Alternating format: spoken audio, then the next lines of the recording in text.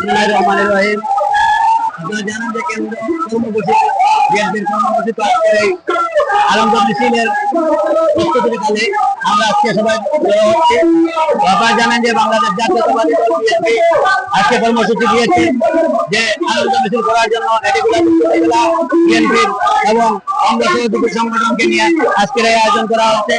আপনারা যারা এসে উপস্থিত হয়েছেন, আমি গোলাপগঞ্জ উপজেলা যুবদলের পক্ষ থেকে আপনাদের সবাইকে আন্তরিক শুভেচ্ছা জানাচ্ছি। বন্ধুরা, আপনারা জানেন যে 2024 সালের 4 আগস্ট এই ঢাকা দক্ষিণে যে আন্দোলন গড়ে উঠেছিল তাতে ঢাকা দক্ষিণেরই 7 জনের মধ্যে 6 জন ভাই শহীদ হয়েছে। আমি তাদের বিবেকী আত্মার মাগফিরাত কামনা করছি। জাতীয় বন্ধুরা, আপনারা জানেন যে বাংলাদেশ গত 70 বছর একটি কারাগারে পরিণত ছিল। আগামী রাষ্ট্রনায়ক আগামীর বাংলাদেশ তারুণ্যের অহংকার তারেক রহমানের নির্দেশনে আমরা আন্দোলন শুরু করেছি, কিন্তু তার ফলশ্রুতিতে আপনারা জানেন 2 আগস্টে আমরা বাংলাদেশ জাতীয়তাবাদী দল তারেক রহমানের নেতৃত্বে রাজপথে নেমে এই দেশকে স্বাধীন করেছি।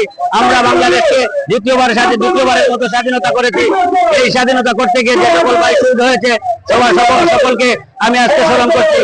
আমি বিশেষ করে গোলাপগঞ্জ উপজেলা যুবদল এবং বিএনপির আজকে যারা আপনারা প্রোগ্রামে এসেছেন সবাই অত্যন্ত শান্তি শৃঙ্খলা ভাবে আজকের এই প্রোগ্রামটা সফল করবেন এই আশা ব্যক্ত করে বক্তব্য শেষ করছি। আসসালামু আলাইকুম।